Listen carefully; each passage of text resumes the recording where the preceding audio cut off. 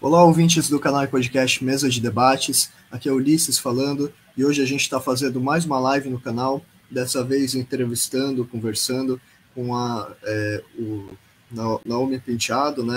Se você quiser apresentar os seus pronomes aí para a gente te conhecer melhor também. E a gente vai falar sobre comunicação não violenta, né? E eu queria que, para começar a nossa conversa, Naomi, você se apresentasse um pouquinho, falasse o que você acha relevante para os ouvintes sobre quem você é, e pode começar.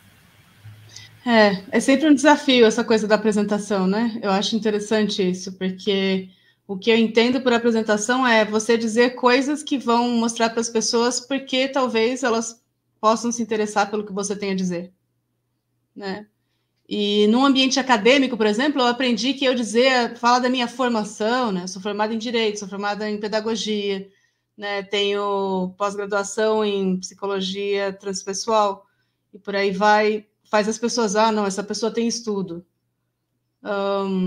E que em outros ambientes eu falar sobre a minha experiência de vida, falar que eu sou mãe de 2 crianças, falar que estou casada há X tempo, etc, etc, etc, também traz mais essa identificação. Mas quando a gente fala de comunicação não violenta, aquilo que me autoriza, vamos dizer assim, a falar a respeito é aquilo que eu tenho em comum com todas as outras pessoas do mundo, né?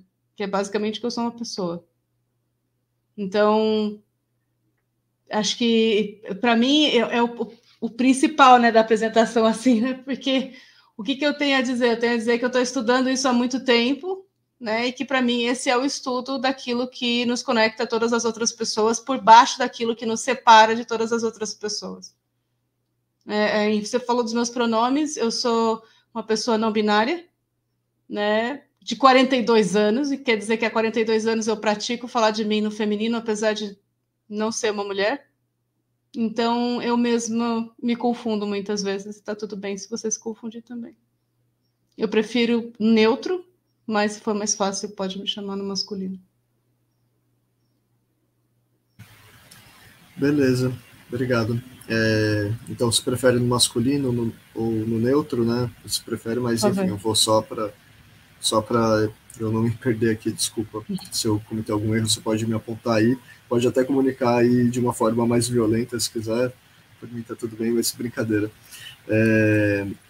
Essa é uma pergunta que talvez seja um pouco, né, espinhosa, assim, né? Se apresentar, que nem se falou. As pessoas esperam, às vezes, que você apresente alguma coisa acadêmica ou mais específica, mas é isso, né? Sobre o que você está estudando aí de comunicação não violenta, né? Enfim, e eu queria saber também, um pouquinho já entrando agora nesse assunto, se você quiser dar um panorama aí da história, vamos dizer assim, né, da comunicação não violenta, do por que você foi se interessar por isso, vamos dizer assim, né, o que te levou aí atrás disso, talvez você viu em algum lugar, como você ficou sabendo, enfim, por que você se interessou por esse tema e o que você acha que é relevante contar sobre, talvez, as origens dele? Foi a maternidade, né? Acho que quando eu resolvi, porque tem isso, né? Eu planejei as 2 gravidezes, enfim, quis ser mãe.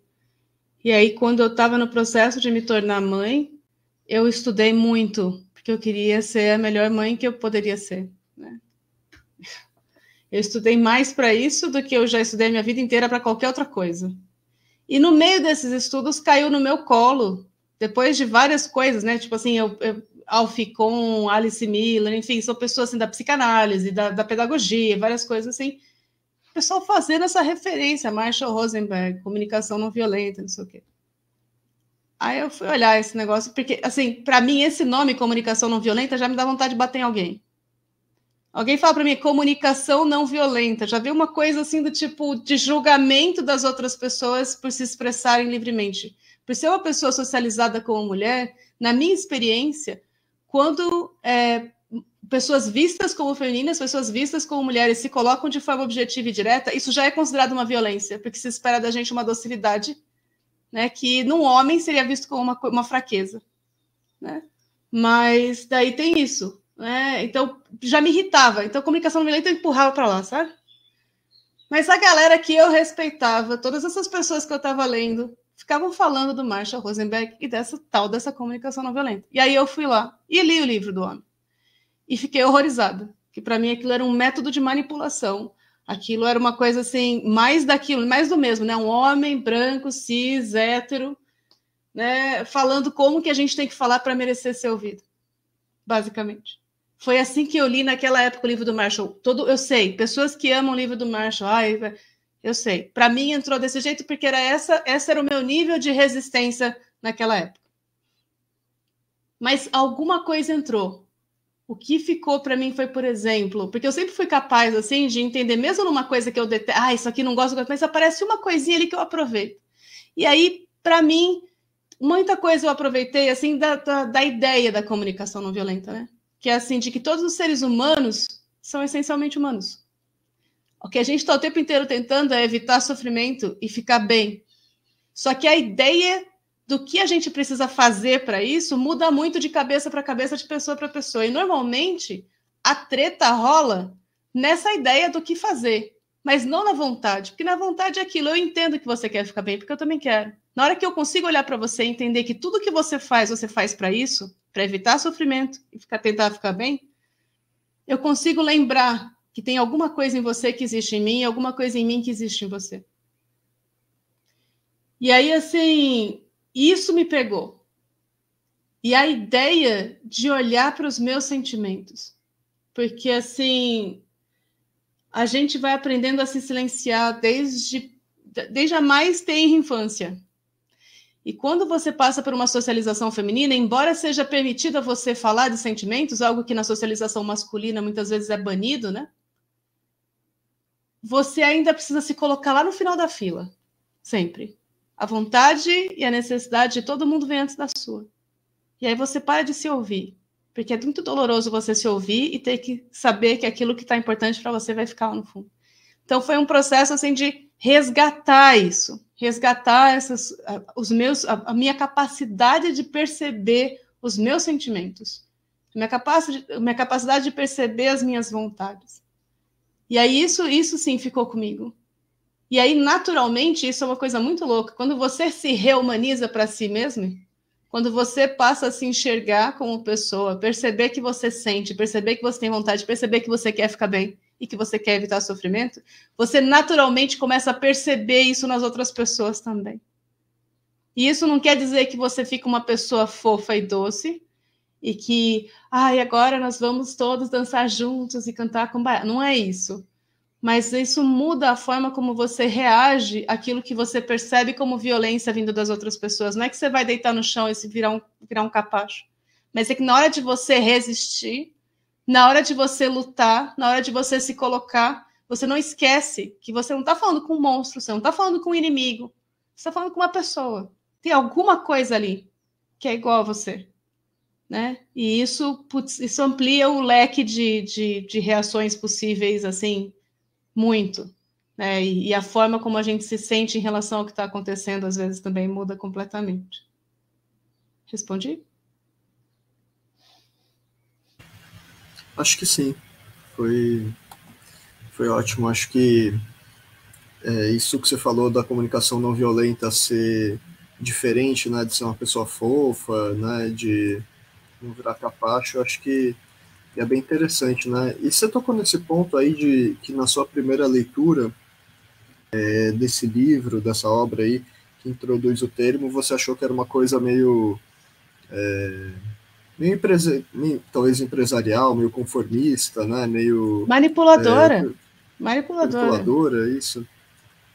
Então, eu queria... Você quer explicar um pouquinho melhor? Porque, assim, esse é um tipo de termo, né, que é muito usado. Eu falei a palavra empresarial porque eu já vi isso sendo usado, né, por essa galera aí de meios empresariais, justamente para ser uma pessoa submissa aos superiores, né, muitas vezes, para você conseguir talvez bajular melhor. Mas você falou aí que você tem também além da maternidade, né, você tem a formação, né, em pedagogia também, né, e eu fiquei curioso, assim, como que se não é uma coisa empresarial, assim, como que você acha que dá para aplicar isso de forma pedagógica, né? Talvez não só numa escola, mas para falar com criança, porque eu acho que é importante falar desse processo de socialização, né, que você estava comentando.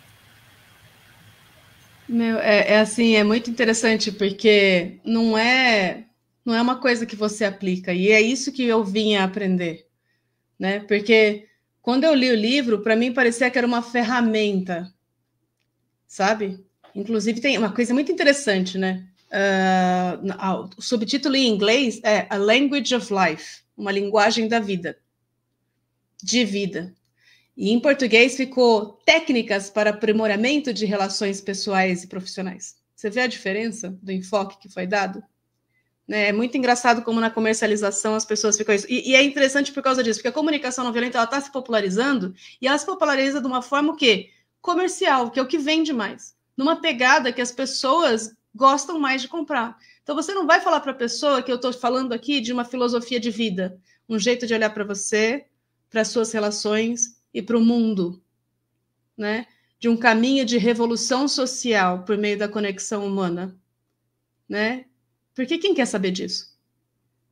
Se você não é uma pessoa anarquista como eu, isso daí não te chama atenção, não te dá interesse. O que você quer saber é o que eu já vi, tá? Já vi isso em workshop de comunicação não violenta, a pessoa falar assim que queria aprender a demitir os empregados sem que eles fizessem escândalo.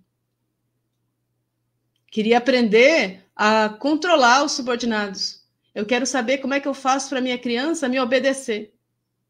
E é muito divertido, porque eu trabalho muito com comunicação não violenta parental, né? Essa que, inclusive, eu traduzi um livro que é, deixa eu pegar aqui, que para mim é um dos melhores livros para a introdução, né, de comunicação não violenta. Especialmente porque esse livro aqui, ela trata com mais profundidade a comunicação não violenta. Você percebe que não é um jeito de falar. É um jeito de estar. É uma presença. E é uma coisa que você faz, não interessa se a outra pessoa... Não é, independe da outra pessoa, você entendeu? É uma coisa que você faz para você perceber você. Você perceber o que está acontecendo. Enfim. Mas eu trabalho muito com essa parte parental. E muitas vezes as pessoas chegam para mim e falam isso. Ah, não, porque eu queria, não sei o que. Eu falo, olha, não vai estar rolando. Né? Comunicação não violenta vai te ajudar a tentar se conectar com a criança. Sabe? De uma forma que você entenda o que está se passando nela. De uma forma que ela compreenda o que está se passando em você. Por que aquilo que você está pedindo para ela é importante para você. E você vai entender por que ela está resistindo. O que está importante para ela quando ela diz não para você. Né? Por que ela, de onde vem esse não? Para que ela está dizendo sim quando ela diz não para você? Dentro dela existe uma coisa que ela está tentando cuidar. Né? E assim, isso pode gerar um comportamento que vá no sentido em que você estava querendo antes, mas pode gerar o contrário, pode gerar de você entender a criança de um jeito que você fala, não, tudo bem. Você vai acabar cedendo, mas não é ceder, porque você está fazendo algo que você quer fazer, porque a partir do momento que você se conectou com outra pessoa, aquilo faz mais sentido. Então, assim, essa coisa da não violência como uma forma ou de passividade ou de manipulação são duas assim das confusões que mais deturpam o conceito de comunicação não violenta. A própria ideia, o próprio nome não violenta, e isso é muito doido, eu fiquei sabendo depois, e aí isso fez todo sentido para mim, porque eu já tinha uma caminhada na comunicação não violenta, né? Eu estudei com outras pessoas que tinham uma visão mais profunda, mais política da comunicação não violenta. Então, essa coisa de que o pessoal é político, não é um jeito de você falar com outras pessoas. Que esse nome comunicação não violenta, ele existe para guardar a relação com as fontes do Marshall Rosenberg, que é um psicólogo americano que estudou com o Carl Rogers, que é famoso pela linha do humanismo, uma linha pedagógica, uma linha psicológica. Enfim, é a base dos atendimentos do Centro de Valorização da Vida, não sei se você conhece, o CVV, né, 188 e tal. E esse psicólogo americano, que é um homem branco, cis, hétero, todas essas coisas, ele se baseou, as fontes maiores deles foram Martin Luther King, Mahatma Gandhi, Nelson Mandela, sabe? Muito do movimento negro, do movimento feminista da década de 70. São movimentos que não são brancos, né? E aí, quando ele começa a usar aquilo que ele tomou desses lugares, para ele ficar, para manter essa relação, para não se perder, ele mantém o nome comunicação não violenta, que é para fazer essa relação. É uma forma de evitar um apagamento que no final acabou acontecendo de qualquer jeito, né? Um apagamento e uma apropriação. Porque hoje em dia a comunicação não violenta é vista como uma coisa de gente rica e branca, né? Que nem tipo comunidade intencional, que é um negócio, né? Que é o oposto da colonização branca, mas hoje é gente branca e rica, hippie, né? Que faz. É a mesma coisa. Né? A comunicação não violenta seguiu esse mesmo caminho, infelizmente. A gente faz o possível para tentar trazer ela de volta a essas origens.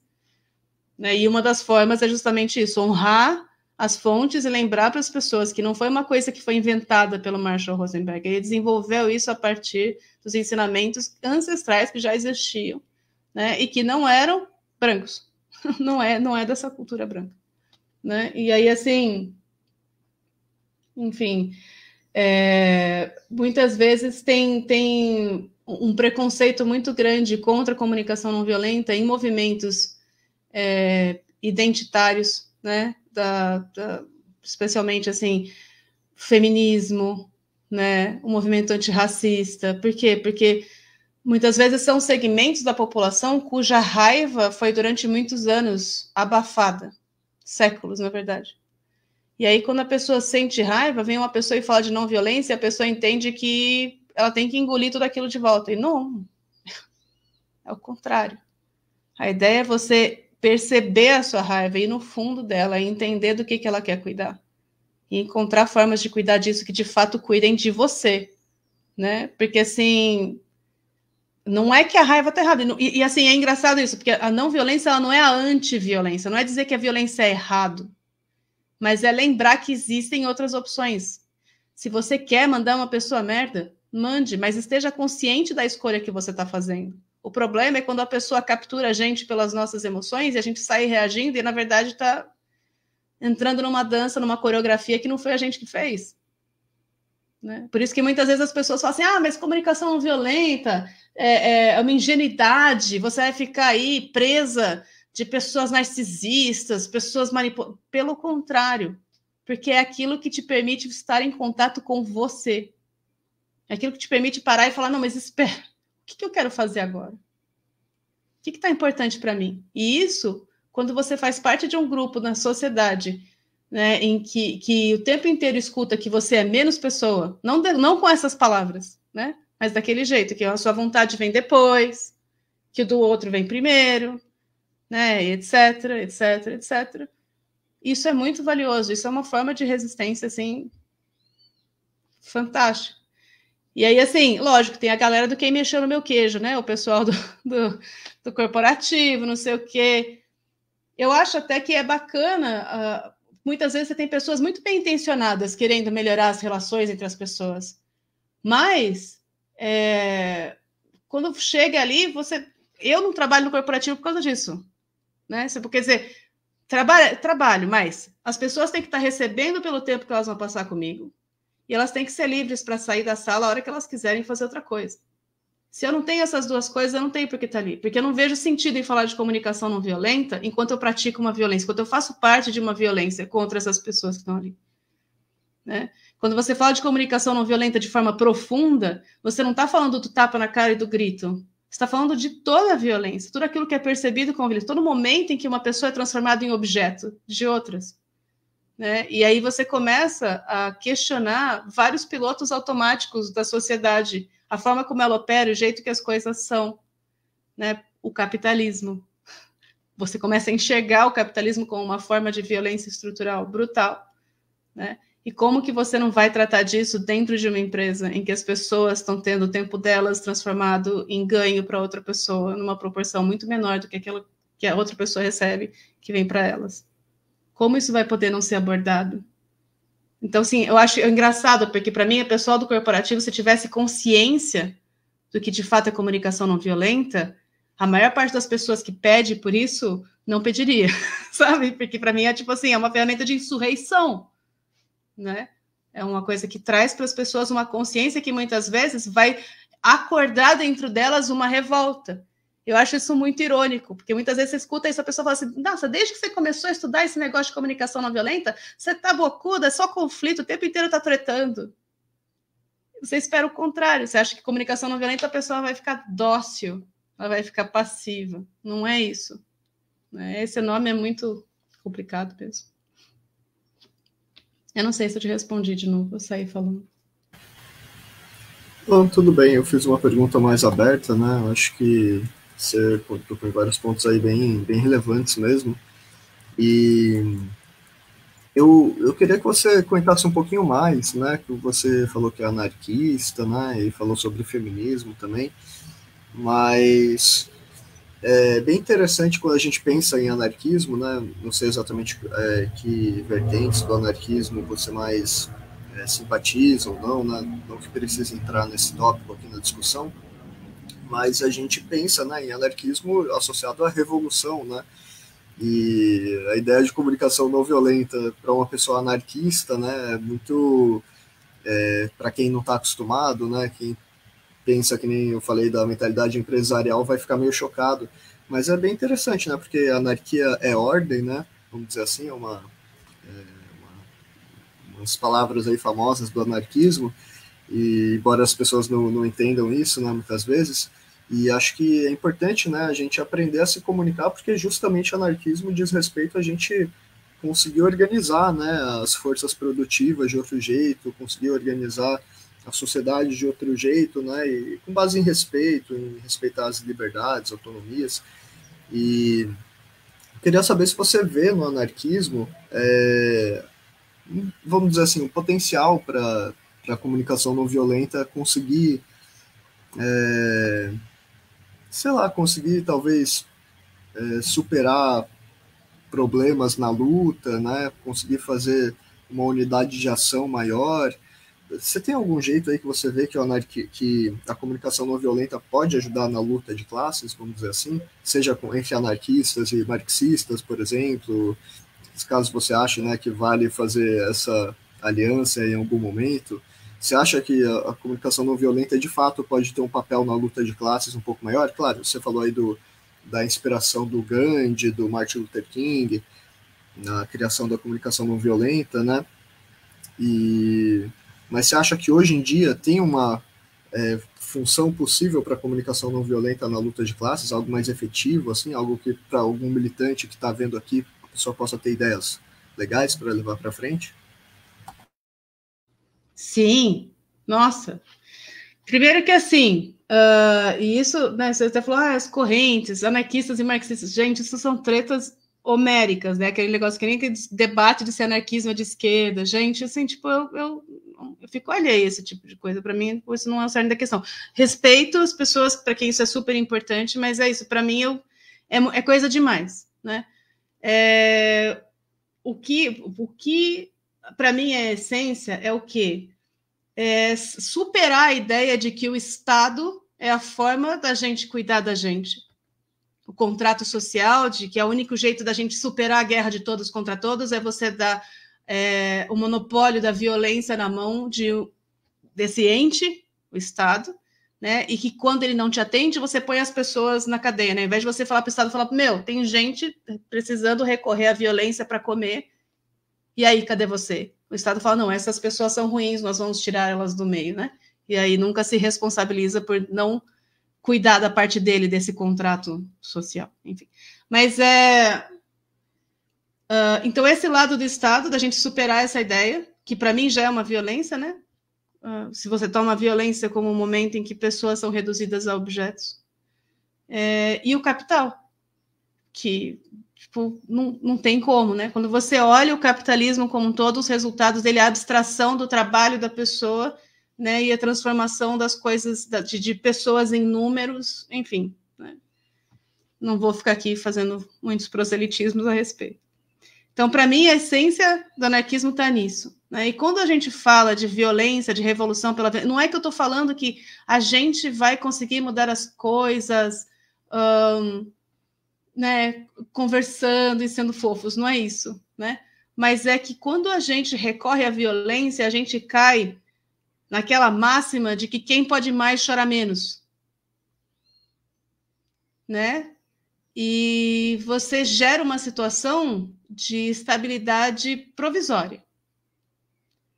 Então, mesmo quando você, uma pessoa que está embaixo, treta e ganha a luta e fica em cima, né, é uma questão de tempo até alguém que vai estar embaixo, que vai querer. Então, assim, você ainda usa o paradigma da dominação e da sobreposição, né, para implantar uma suposta nova ordem, mas ela ainda está calcada na força, ela ainda está calcada no se você não fizer o que eu estou mandando, coisas vão acontecer com você.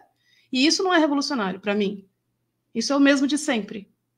E esse é o problema de todas as revoluções. Agora, muita gente fala assim, mas a não violência não dá resultado. Existem estudos sérios feitos por pessoas que queriam demonstrar que a não violência não dava resultado e chegaram na conclusão oposta. Né? Fizeram, tipo, eu queria ter os nomes aqui para botar, depois eu posso até te passar, né, direitinho. Mas que as pessoas estudaram diversos movimentos, né, e com um critério tão rigoroso do que seria não violência, que o próprio movimento do Mahatma Gandhi não seria considerado não violento, né? E aí eles estudaram, acho que foram elas, na verdade, estudaram não só a mudança que aconteceu, mas a durabilidade dessa mudança, a estabilidade do que se seguiu, né? E o que foi constatado foi isso, que os movimentos não violentos têm ação mais ampla, mais profunda e mais duradoura do que os movimentos de revolução violenta, né? E, assim, me lembra muito, tipo, aquilo que o Nelson Mandela fez na África do Sul, ele próprio, né? Não porque, você tem que dar uma colher de chá, não sei o quê, mas é porque se você sai destroçando, você vai gerando mais espaço para uma onda do outro lado, né? E, assim, é aquilo, você não está superando uma forma de pensar, você está trazendo sempre a mesma forma. A ideia baseada no punitivismo, a ideia baseada na dominação, né? Em vez de buscar uma coisa que é mais sustentável, que não é uma questão de bondade, sabe? É uma questão de inteligência, né? Nós, como seres sociais, a gente tem tanto o instinto de cooperação quanto de competição. O que faz a gente ir para um lado ou para o outro é a escassez de recurso, vamos dizer assim, grosseiramente. Né? Quanto mais a gente consegue para o lado da cooperação, mais estáveis ficam as nossas grandes aglomerações. Porque aí a gente é capaz de compartilhar os recursos de um jeito que apavora menos. A gente viu esses movimentos, né? Tipo, quando faltou papel higiênico na Covid, né, na época da Covid-19. A galera, vai faltar papel higiênico, de repente falta papel higiênico. E as pessoas ficaram tão apavoradas que elas saíram lá comprando. Sabe, esse efeito de desespero vem dessa ideia de que quem pode mais chora menos. Essa cultura da dominação, da punição, né, de alguém prevalecer sobre os outros. Quando você enxerga o todo como parte de você e você como parte do todo, você tem uma reação diferente, que é o quê? De buscar como que você pode manter o seu bem-estar junto com o bem-estar das outras pessoas. Não porque você é uma pessoa boa, mas porque você entende que quando as pessoas começam a não estar bem, mais cedo ou mais tarde, elas vão vir tirar o seu bem-estar. É o que a gente vê nas sociedades com mais desigualdade social. Quanto maior a desigualdade social, maior a quantidade de crime violento. Porque, lógico, as pessoas, né, aquilo é uma expressão trágica de necessidades não atendidas, né, que nem o Marshall Rosenberg falava. Então, assim, para mim não é só, é no diálogo com o patrão que a gente vai ser bonzinho, não é isso. Mas é na forma como a gente se organiza para fazer essa resistência. E o tipo de resistência que a gente faz. E como isso vai ser sustentado ou não. Né? Então, assim, por exemplo, quando a gente fala de autogestão, e eu tenho aprendido muito sobre ferramentas de autogestão, com sociocracia, organizações orgânicas e tudo mais, para ver, né? Porque a ideia de que como que você faz para tomar decisões coletivas, participativas, sem você ter uma verticalização, né, vamos dizer assim, essa hierarquização brutal que a gente vive. Você ser capaz de enxergar as outras pessoas além daquilo que você espera delas, além daquilo que você quer que elas façam, lembrar que elas são pessoas, é essencial para você conseguir ter um mínimo de operação nessa autogestão, senão não rola. E uma das bases do anarquismo, né, é essa coisa da autogestão. Na verdade, é o que difere, né, diferencia muitas vezes o anarquista do marxista, né? A vontade de que exista realmente o quê? Uma vontade livre de se movimentar numa determinada forma, numa determinada direção, e que a gente constrói isso junto, e não que seja uma visão de uma pessoa que é implantada de cima para baixo para as outras, né? Um grande pai, uma grande mãe, enfim. Coisa assim. Faz sentido? Faz sim. Eu acho que é bem interessante, né, fazer esse tipo de discussão, porque independentemente do quanto a gente concorda ou não, vai criticar ou não os argumentos desses estudos, por exemplo, aí que você falou sobre a durabilidade, né, e o potencial de transformação da comunicação não violenta em mudanças sociais, né, como no caso do Gandhi aí, que ajudou a independência da Índia, por exemplo, e outras coisas. Independentemente disso, é interessante notar como essas ideias de fato conseguem fazer uma mudança mais que não geram uma represália tão grande, vamos dizer assim, né? Acho que são coisas para serem estudadas até por revolucionários mesmo, né? Falando dessa discussão de anarquista e marxista. E eu queria saber mais especificamente sobre o feminismo agora. Hoje em dia é comum, me parece comum, né? Posso estar falando alguma besteira sendo homem e tal, né? Homem cis, mas muitas vezes parece que o feminismo, principalmente o feminismo mais liberal, cai para o lado de uma crítica ao patriarcado que vai por uma culpabilização individual, que vai muitas vezes até para a lógica do cancelamento, né? Cai no identitarismo aí junto de outras lutas anti-opressão que são cooptadas por um identitarismo. Não sei se faz sentido isso que eu estou falando, mas queria saber como você acha que para a resolução de conflitos, né, mais especificamente relacionados a gênero, como que a gente consegue aplicar melhor a comunicação não violenta, ainda mais hoje em dia que a gente tem esses movimentos masculinistas aí, não sei até que ponto tem diálogo, né, tem comunicação não violenta com gente que fica com esses papinhos de red pill, de sei lá, de esses discursos masculinistas no geral, mas como você acha que daria para sugerir, né, para feministas, apoiadores do feminismo, aplicarem esse tipo de desconstrução, vamos dizer, nas pessoas? No feminismo, eu acho que, assim, para mim, o essencial da comunicação não violenta é a nossa capacidade de ouvir. Sabe? Porque, assim, falta escuta. E falta escuta em espaços que existe muita dor. E aí, para a gente conseguir se acolher na nossa dor e fazer alguma coisa com isso, além de sentir dor, a gente precisa saber ouvir. Para conseguir ir além, sabe? Superar. Fazer o luto pelo que a gente passou. E descobrir o que a gente quer fazer para a gente conseguir seguir adiante. Eu trabalho com justiça restaurativa. E para mim o raciocínio não é muito diferente. Na justiça restaurativa, você pega uma pessoa que cometeu um crime, um delito, um ilícito, né? E você busca formas de cuidar daquilo que ficou machucado, vamos dizer assim. Você restaura o quê? A confiança de que é possível conviver. E você se pergunta isso, o que dói? Como eu cuido do que dói?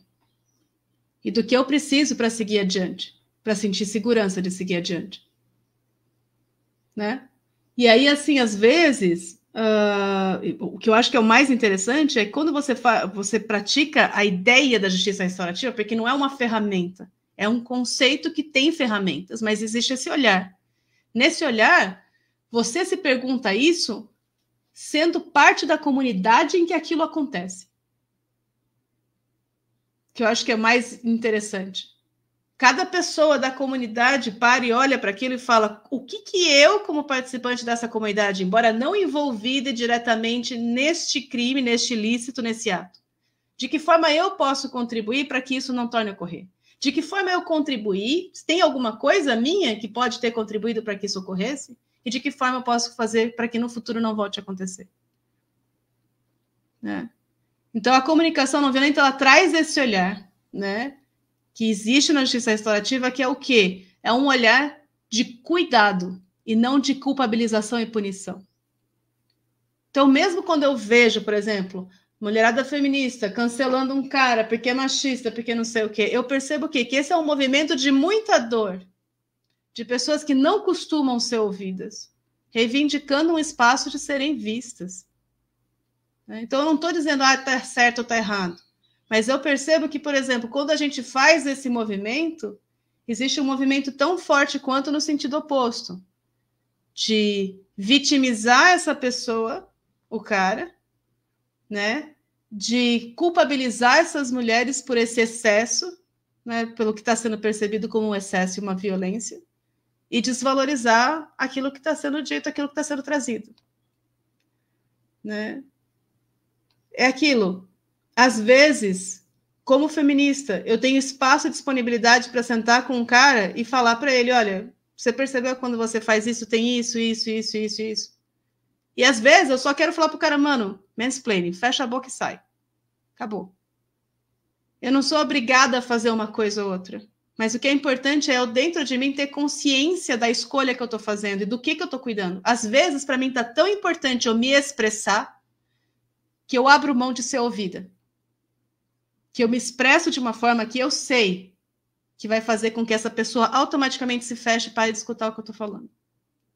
E às vezes não. Às vezes a minha vontade de me conectar com a outra pessoa, a minha vontade de que ela me compreenda, a minha vontade de que ela me entenda, de que a gente construa algo junto é tão maior que eu deixo de lado a minha vontade de mandar a pessoa tomar em vários lugares diferentes, respiro e busco outras formas de me comunicar com ela.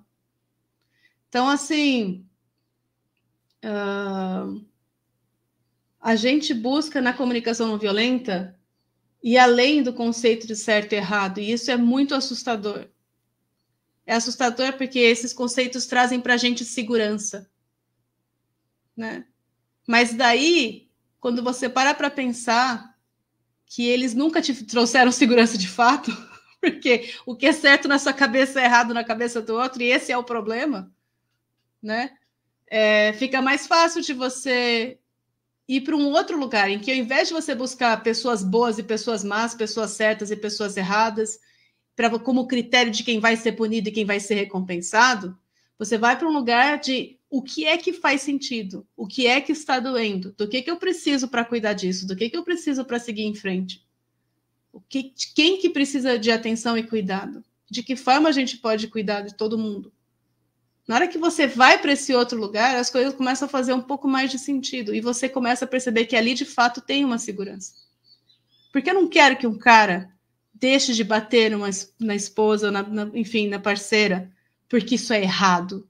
Eu quero que ele deixe de bater porque ele tem consciência de que esse é um gesto de violência que machuca a pessoa e perpetua uma ideia de que isso é algo que se faz. Naturaliza, de novo, que é permitido, que é algo admissível um homem, né, violentar uma companheira. Então, assim, é uma questão de buscar o que faz sentido. Né? Em vez de ficar de novo batendo naquela punição, isso é errado, isso é certo, você vai ser punido porque você fez uma coisa errada, vamos cancelar você. Eu acho que também é muito complexo a gente olhar para o cancelamento de uma forma punitiva, como uma coisa errada, sabe? Busca se atender muitas necessidades ali. Eu não sei se elas estão sendo atendidas. Às vezes sim, às vezes não, entendeu?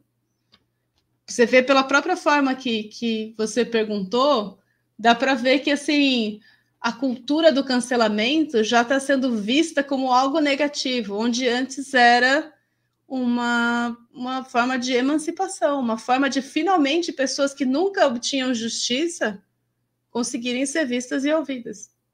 Hoje em dia tem mesmo, tem pessoas assim que você vê o cancelamento de pessoas que na verdade são minúsculas. Não tem por que você usar isso, sabe? O cancelamento faz sentido quando você vai, pega o Harvey Weinstein, o cara que é um magnata de Hollywood. Realmente, esse cara é o cancelamento. Para ele que existe essa ferramenta. Né? Agora, a gente precisa cancelar a tiazinha do pastel que falou uma besteira, será que não dá para então chegar junto e conversar com ela? Né? Ninguém mais vai na barraca da tia. Poxa. Tipo, tem umas coisas assim que é um pouco complexo, né? Tipo, no final das contas é só uma tia tentando ganhar a vida, botar dinheiro, botar comida na mesa, né? Faz sentido o que a gente está fazendo? Então, sim, existem excessos, mas a gente tem que tomar cuidado para a gente não ser punitivo com o punitivismo, porque aí a gente está só fazendo mais do mesmo também, você entende?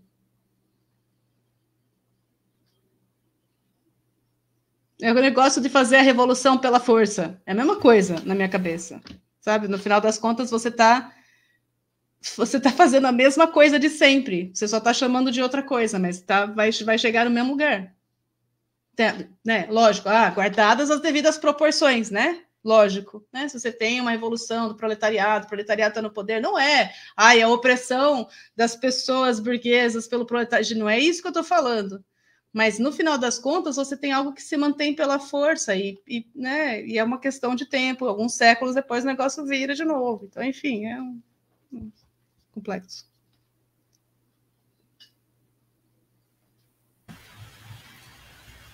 Sim.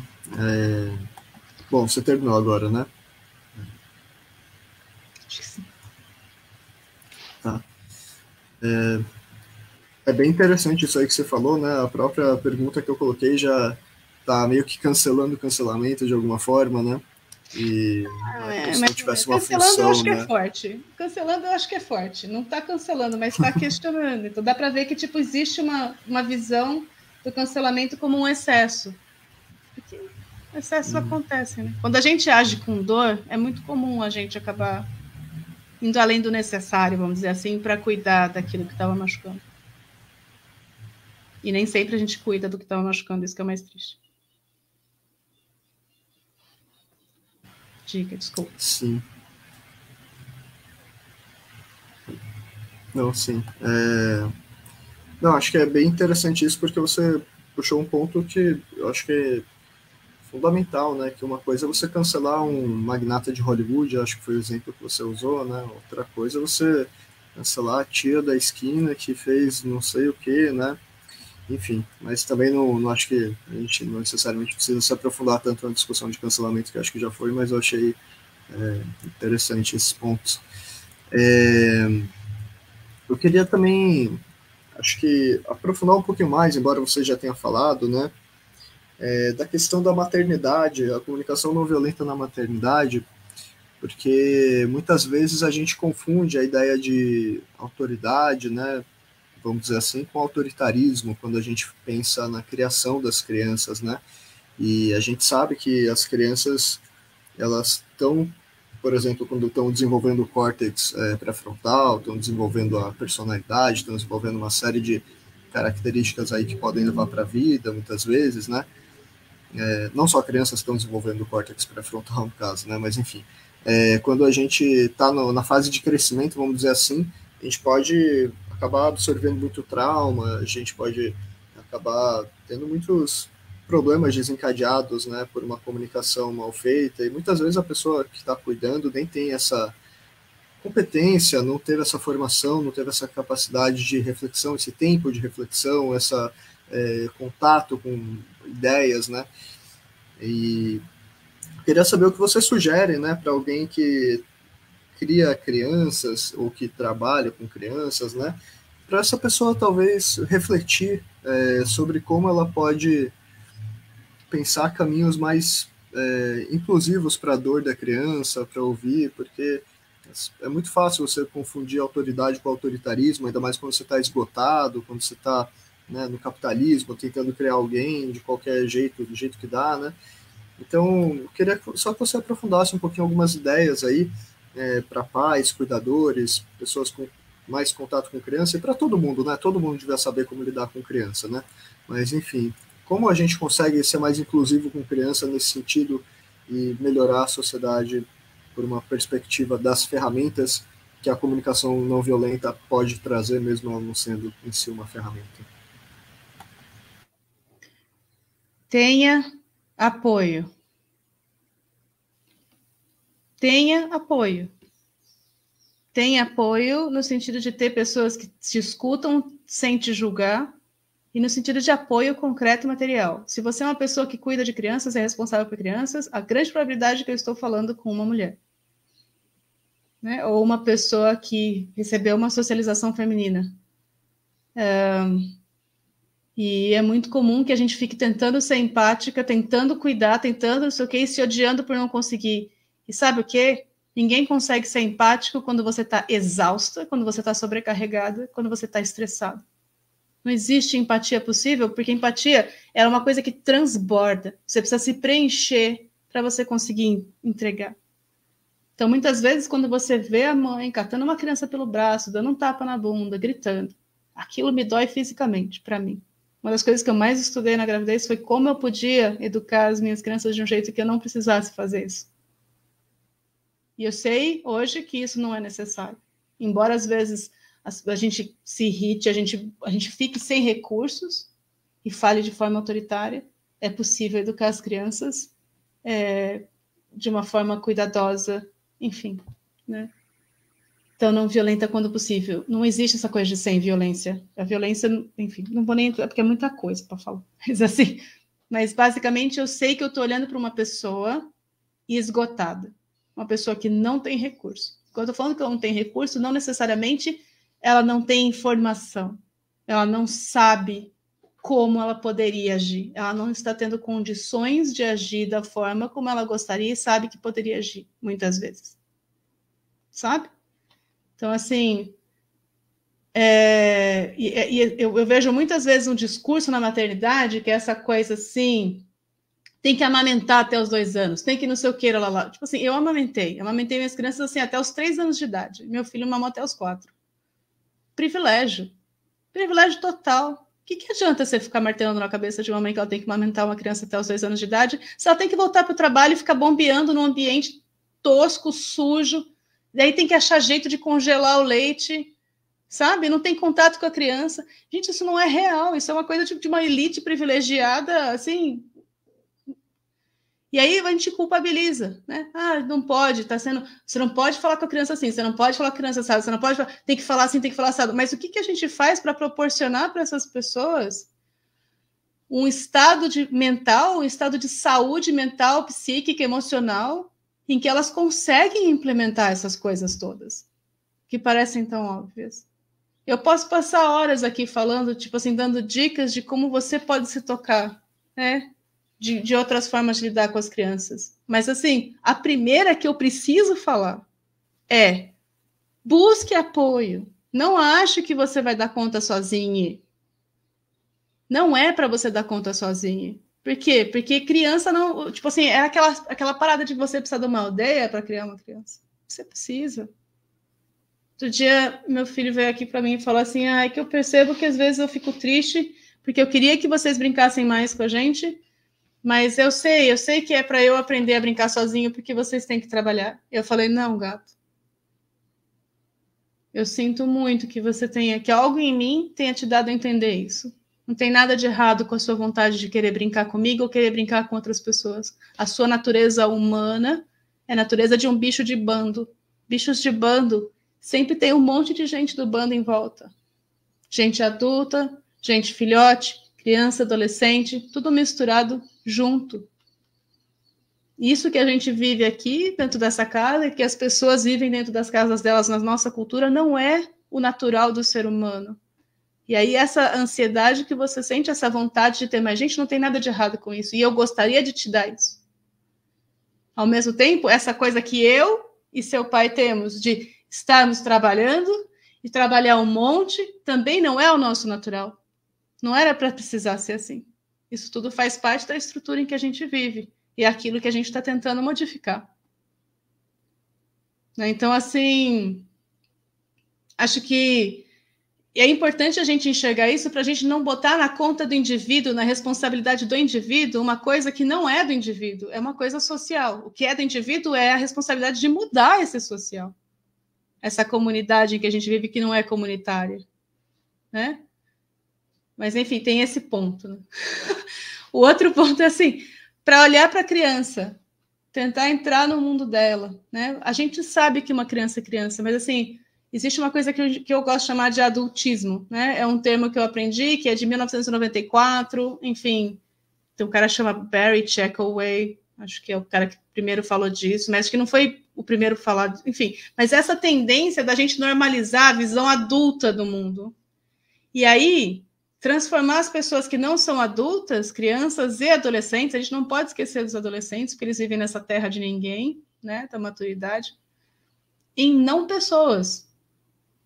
Em pessoas cuja vontade é relativizada, sabe? E assim, aí todo o nosso olhar fica estranho e assim excludente quando você percebe o jeito da gente olhar para uma criança chorando assim desconsoladamente porque quebrou um brinquedo e você acha que aquilo é uma besteira porque não é um brinquedo, ela estava brincando com um palito, o palito quebrou, ela começou a chorar, você tipo, tem uma dúzia de palito aqui.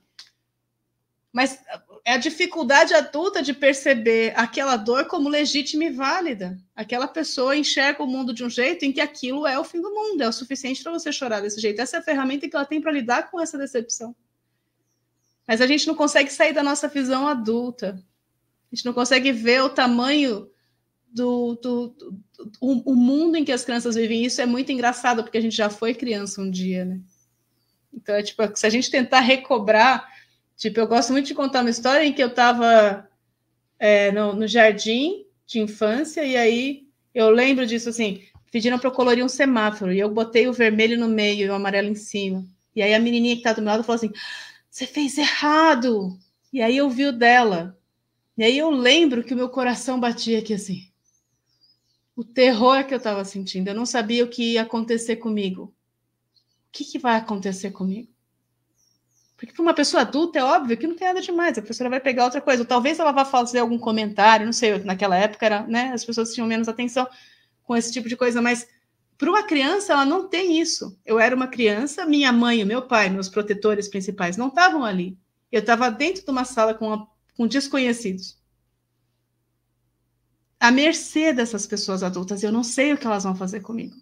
E eu só percebo o quê? Que eu cometi um erro. E já nessa idade eu sabia que cometer um erro quer dizer ser menos humano por um segundo. Porque é isso que a cultura punitiva funciona assim. A gente tem uma regra, quem sai dessa regra comete um erro. E aí, quando você comete um erro, tem o direito de tratar você como menos ser humano do que as outras pessoas. Então, assim, talvez não soubesse articular isso, mas eu sabia que coisas terríveis acontecem quando você comete erro, se eu tinha acabado de cometer um erro. Então, assim, é para trazer assim, essa dimensão do olhar da criança e como é diferente do nosso, e como a gente esquece disso, das relativizações típicas da pessoa adulta. Então, eu acho que sempre que a gente pode se perguntar por quê, é importante. Quando te dá vontade de falar sim, de falar não, de falar vai fazer assim, vai fazer assado, você pergunta por quê, sabe? E se você é capaz de explicar isso para a criança, melhor ainda. Mas se você, só de você parar e se perguntar por que você está falando isso, a criança vai, posso brincar na chuva? Não. Peraí, por que não? Qual que é o problema aqui? Qual que é a questão? Do que você está com medo? Do que você está querendo cuidar? Porque muitas vezes você vai perceber que esse não automático, ele vem de um lugar de eu sou uma pessoa adulta, eu não quero encheção de saco. Mas não você não querer encheção de saco, você está podando uma pessoinha que só está querendo experimentar a vida. É razoável essa poda? Às vezes é, às vezes você está exausta, sobrecarregada.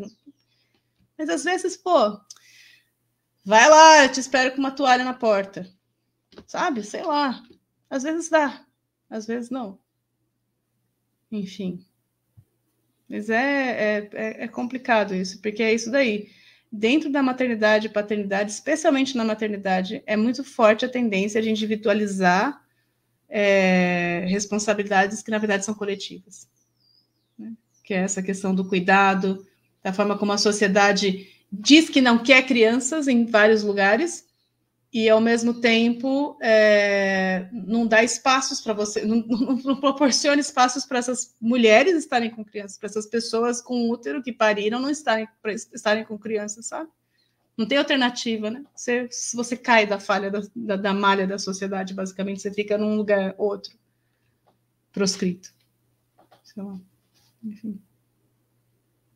Acho que é isso. Aham. Eu acho que isso que você falou toca muito numa discussão que eu acho muito importante, principalmente para anticapitalistas fazerem, porque eu acho que é o, né, anarquistas, marxistas, porque eu acho que é o jeito de realmente pensar nas raízes, né, dos problemas que a gente tem, pensar nas estruturas da sociedade que a gente quer mudar e que reformas aparentemente não vão resolver, mesmo que a gente não seja contra uma reforma aqui e ali, mas essa questão aí que você falou de que precisa de uma aldeia para cuidar de uma criança, né? Em algum momento você citou esse pensamento aí, que inclusive definitivamente não é um pensamento do capitalismo, né? Acho que é uma discussão importante que a gente precisa trazer sempre nessa sociedade, que é que a gente normalizou privatizar cuidados com pessoas, trabalhos reprodutivos, né, com relação, vamos dizer assim, né, entre aspas, à procriação, não sei se é o melhor termo, né, trabalhos domésticos. A gente se acostumou com uma lógica individualista, que no fundo faz parte de uma estrutura econômica de dominação do capitalismo, né, a família, como ela está estruturada na sociedade de classes e tal, né, traz essa individualização como se, por exemplo, todo mundo tem que cada um se virar para fazer a própria refeição diária, e nesse mundo aí que é fácil você responsabilizar as pessoas pela fome que elas passam quando elas não têm nem emprego, muitas vezes, né? Ou quando elas não têm condição de ter soberania alimentar mínima, né? Então acho que a gente tem que discutir bastante esses pontos que você trouxe, né? Acho que eles caminham muito de encontro com socializar o trabalho doméstico, os trabalhos de cuidado, a gente perceber que a gente, enquanto sociedade, tem que se responsabilizar de alguma forma ou de outra pelas crianças e pelas pessoas no geral, né? A gente não vive isolado. Enfim, eu queria, e acho que uma analogia que é interessante para falar isso melhor, às vezes tem uma galera que vai, principalmente no meio empresarial, parece, eu tenho essa impressão, ou de algumas ciências meio toscas assim, de falar, porque antigamente o homem tinha que sair da caverna para não sei o quê, como se a natureza humana fosse um casal numa caverna antigamente, tendo que sair para cuidar da, Os da Flintstones. cria. Os Flintstones, né? Flintstones. Você tinha os Flintstones e os Jetsons, né? Normalizando que sempre foi assim e sempre será. Tipo, não. Muito doido. Eu tenho uma coisa, eu não sei, eu queria te interromper. Eu quero, né? Pode interromper. Mas uma coisa que eu acho que talvez seja importante de dizer, especialmente em ponto de anarquismo, porque eu escutei uma vez de pessoas anarquistas uma coisa que me arrepiou até os pelos nos recônditos na minha alma, que é assim, que para você, como é que é? Para você ser libertário, você precisa ter uma educação autoritária. Você precisa educar de forma autoritária para o libertarismo. E isso para mim, tipo assim, mano, dissonância cognitiva. Uma pessoa só aprende a ser autônoma, no sentido de tomar as próprias decisões, regrar-se, fazer escolhas, fazendo. Você não tem como ter obediência cega e submissão, e aí um dia falar para a pessoa, agora você é uma pessoa adulta, pronto, escolhe. Né? Que é uma das coisas que a gente mais vê com a educação de hoje em dia, né, que é um problema sério, esse povo do nem estuda, nem trabalha, não sei o quê. A pessoa passou a vida inteira, a infância inteira, você vai fazer isso, você vai fazer aquilo, agora você quer que a pessoa tenha iniciativa própria? Sabe? Você passa o tempo inteiro falando para a pessoa o que ela pode ou não pode fazer. Aí ela vai para a adolescência e começa a fazer o que outras pessoas estão mandando ela fazer, os amigos, vamos dizer assim. E aí você acha, você Maria vai com as outras, você pular de um precipício, você pula? Não, mas quando era você falando para a pessoa fazer o que era para fazer, você estava tudo bem com isso. Só que outra pessoa agora está dando as ordens. Então, assim, tem isso. Às vezes a gente educa as crianças de uma forma em que elas só recebem. A gente acha que a gente está enfiando coisas lá, só que não é. É dialógico. Existe um diálogo acontecendo, e se ele não está acontecendo aqui entre a gente, está acontecendo dentro da cabeça da criança. E você não está tendo acesso a isso. Então, assim, se em vez de você falar como o mundo é, você ajudar a criança a explorar o mundo, te perguntar, e você devolver com as suas perguntas, né? Então, assim, isso é certo? Eu não sei. Para mim, como é que parece para você? Para mim, e não se esquivando. Para mim parece, mas parece certo porque para mim tal coisa assim assada é importante. O que quer dizer certo para você? O que você pergunta? Quando você está me perguntando isso, o que você está querendo saber? Se eu gosto disso, se eu não gosto? Sou eu ou outras pessoas? Você vai ajudando a criança a encontrar as respostas dela, construir as respostas dela, e dando espaço para ela construir respostas, inclusive, que são divergentes das suas. Eu tenho uma amiga anarquista que o filho dela é ANCAP, anarcocapitalista. E para ela foi motivo de muito sofrimento durante muito tempo, né? Eu nem sei como é que está agora essa questão, mas eu lembro de admirar muito a postura dela no sentido de falar assim, ok, ficar aqui, ai meu Deus, mas respeitar que a pessoa está fazendo a cabeça dela. O moleque tem aí 14, 15 anos, leu meia dúzia de coisa, aquilo fez sentido para ele. Ok, vai lá, se joga no mundo, quem sabe, você pode estar certo ou não. Esse espaço é muito precioso, é difícil de você cultivar isso, cultivar esse diálogo. Acho que é mais difícil se o cara virar um fascistoide mesmo, né? Mas, assim, aquilo, nós somos pessoas, mas, na medida do possível, a gente realmente abrir espaço para o diálogo e para ideias, né? E não só doutrinar as crianças. Óbvio, porque o que a gente quer produzir, ou a doutrina ou produz um rebelde ou um submisso. E de qualquer uma das duas formas, você está perdendo o que tinha de precioso, que era a possibilidade dessa pessoa expressar algo dela, não em resposta a você, seja contra, seja a favor, sabe? Desculpa, interrompi você. Não, tudo bem. Era isso, eu ia só puxar um pouquinho esse tipo de discussão mesmo. Eu estava falando do exemplo da caverna, porque eu acho que é ridículo às vezes as pessoas quererem biologizar alguns comportamentos humanos, né? Eu acho que é muito comum quando a pessoa, não que foi o seu caso, né, nesse caso, mas quando a pessoa vem falar de natureza humana, às vezes são tipo, a pessoa coloca tudo que não tem nada a ver com a natureza humana, coloca tipo, porque a guerra é da natureza humana, porque sei lá o que é da natureza, e assim, tipo, como se fosse o homem da caverna saía para caçar, a mulher da caverna ficava na caverna cuidando das crias, e é por isso que hoje em dia a gente tem que normalizar que na família funciona assim, tipo, tem um monte de salto lógico baseado em premissas erradas, em meias verdades, em coisa, enfim, tudo errado, né? E no fim é muito para a gente não se questionar, né, sobre porque são coisas que doem, né? A gente perceber que a família é uma estrutura econômica, né, do capitalismo hoje em dia, e por mais que a gente possa ter vínculos verdadeiros e tal, muitas vezes é isso. A gente trata a criança como um depósito de informação, como alguém que precisa ser meio que doutrinado, né? E aí depois fica difícil a pessoa desenvolver autonomia. Achei bizarro isso aí que você falou de anarquista falando que precisava de uma educação autoritária. Isso não faz o menor sentido, né? Apesar da educação autoritária, tem uma pequena parcela da população que vira anarquista, né? Acho que é meio que o exato contrário disso, né?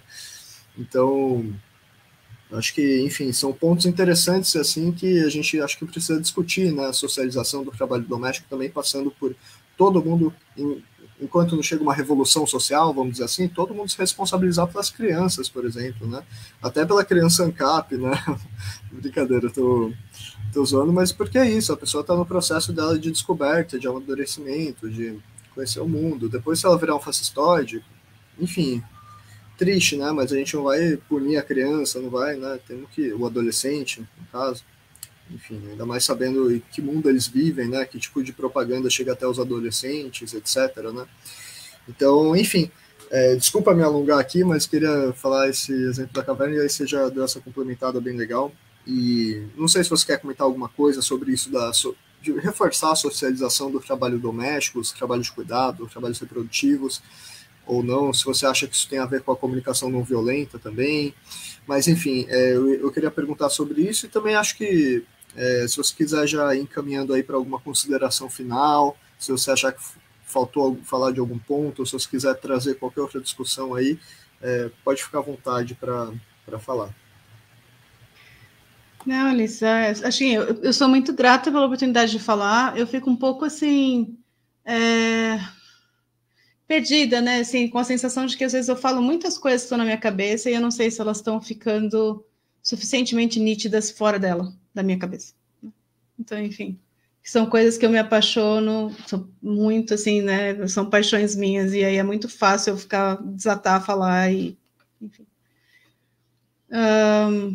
Acho que essa questão da socialização do trabalho, do trabalho reprodutivo, para mim é uma coisa assim que é muito importante. A questão do adultismo, para mim, é muito importante, porque para mim é o germe de todas as opressões estruturais, sabe? É onde a gente aprende que quem pode mais chora menos, sabe?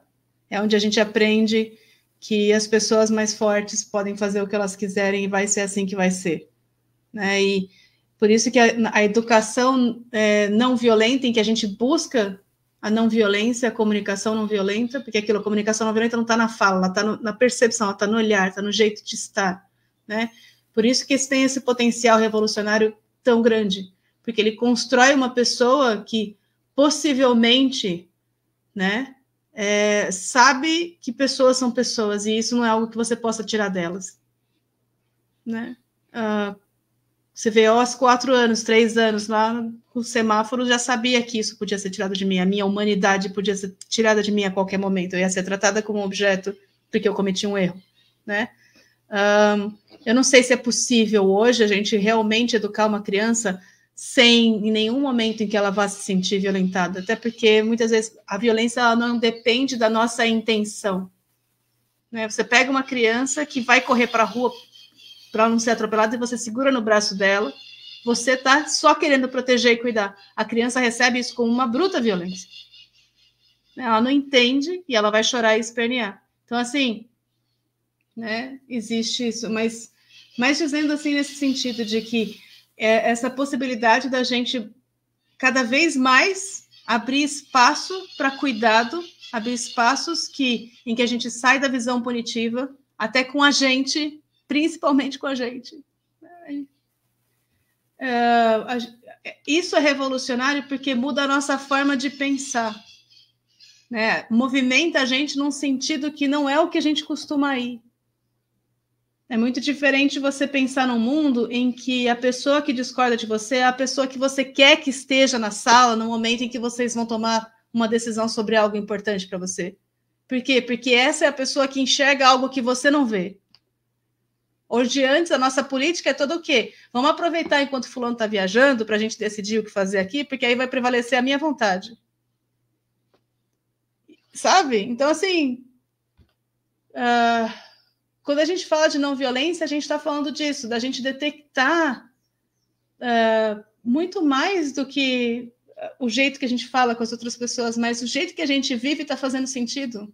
Isso que eu estou fazendo agora faz sentido para mim? Por quê? O que é importante para mim? As outras pessoas em volta de mim, elas estão sendo cuidadas como? E, de novo, não é uma questão de bondade, né? É uma questão de inteligência. A gente vive junto, mais cedo ou mais tarde a conta chega, né? Aquele negócio que eu falei da escassez, é importante dizer, né? Que não é a escassez que desloca, né, o fulcro da balança, não é a escassez que faz a gente ficar mais competitivo ou cooperativo, é a percepção da escassez. Eu acho que isso é fundamental entender. Porque muitas vezes a gente tem uma escassez real, mas se a gente entende que não vai faltar para ninguém, ou que aquilo que falta vai faltar para todos, a gente, de repente, não tem por que guerrear entre si. Mas aí a gente vive num mundo hoje em que há abundância, mas é produzida a escassez. É feito as pessoas sentirem falta, porque senão elas não ficam correndo atrás do próprio rabo. E, enfim. Então, e aí a gente fica divididas. As pessoas se dividem umas das outras, se separam, desconfiam e não conseguem construir juntas. E talvez esse seja o maior mecanismo antirrevolucionário que existe. A produção e reprodução da desconfiança das pessoas umas das outras, sabe? A incapacidade de fazer junto. Essa repetição da ideia de que o ser humano não é capaz de cooperar. Enfim. De novo, eu falei, fui para um lugar e eu, tipo, nem sei se isso tem sentido. Desculpa. Não, tudo bem, acho que fez sentido, não sei para quem está ouvindo, mas para mim, talvez por serem discussões que em alguma medida eu penso, embora eu não tenha exatamente esse contato com a comunicação não violenta, né, estou aprendendo mais agora, porque o que eu aprendi, que nem eu já comentei, né, de alguma forma, foi mais uma visão empresarial, assim, né, de quem mexeu no meu queijo, né, que vai um pouco por esse lado. mas eu acho que realmente é uma coisa bem interessante de ser pensada, com várias aplicações, né? Desculpa se eu conduzir a entrevista mais para esse lado, vamos dizer assim, politizando mais a questão, se é que tinha como não politizar, mas porque eu acho que é interessante, né, as pessoas verem as possibilidades, né, que essa, vamos dizer assim, visão de mundo, não sei se é o melhor termo, traz junto dessas ferramentas aí que a gente vai pensando, né, e enfim, acho que fez bastante sentido para mim, espero que as pessoas consigam, por mais que não seja uma fórmula, né, uma receita de bolo certinha, espero que as pessoas consigam ir aplicando, né, mesmo que a pessoa não concorde com a gente, né, não seja pode ser uma pessoa de outro posicionamento político e tal, mas acho que são dicas válidas, né, de comunicação, que a comunicação é uma das coisas mais humanas que tem, né, vamos dizer assim, da nossa natureza mesmo, então é importante a gente melhorar ela ainda mais nessa sociedade tão problemática. E, enfim, eu já tinha pedido para você dar umas palavras finais, mas só reforçando especificamente sobre comunicação não violenta, se você tem alguma sugestão aí, ou se você quiser aí apresentar algum trabalho, alguma rede social sua, para realmente fazer um encerramento da entrevista, tanto falando, né, algum ponto final sobre comunicação não violenta em si, que você acha que vale a pessoa pesquisar, e alguma coisa aí sobre o seu trabalho, se você achar que é relevante aí publicizar. E antes da gente encerrar mesmo a live. Não, acho que, assim, me procurem no Insta, eu fico mais no Insta, eu também tô no TikTok e no YouTube, mas acho que é mais no Insta, assim, acho que o primeiro lugar que eu publico é sempre no Insta. @Letícia_Penteado, eu não mudei para Naomi ainda por causa disso, porque tá com esse nome, então eu vou deixar assim. Se você procurar por Naomi Penteado, acho que provavelmente você vai chegar no meu @. Eu acho que, para mim, é isso. Acho que o que eu queria deixar de comunicação não violenta, para mim, é que é um caminho de transformação social baseado na conexão humana, né? É uma maneira de você aprender a existir para resistir à desumanização, o convite de desumanização constante, né? Que no mundo você vai o tempo inteiro ser chamado a deixar de ser pessoa para ser mãe, para ser pai, para ser empregado, para ser patrão, para ser cliente, para ser o que quer que seja. E aí você vai esquecer que você é uma pessoa. E a comunicação não violenta, ela serve para você não esquecer, nem de você nem das outras pessoas ao seu redor. Então, fica esse apelo, né? Quando você for procurar a comunicação não violenta, ela deve ser política. Se a comunicação não violenta não é política, então ela não é violenta. Ela não é não violenta. Ela vai ser violenta porque ela vai reforçar as violências sociais que existem, ainda que as pessoas estejam falando uma com a outra namastê, gratidão, gratiluz e etc. Né? Então, assim, é isso. Vamos devolver a comunicação não violenta para o lugar de onde ela veio, né? E evitar essa apropriação por esses movimentos de silenciamento, né? Que eu acho que é isso. Enfim. Agradeço muito pelo chamado, pela oportunidade de estar aqui, pela oportunidade de falar a respeito. E estou super à disposição quem quiser trocar ideia.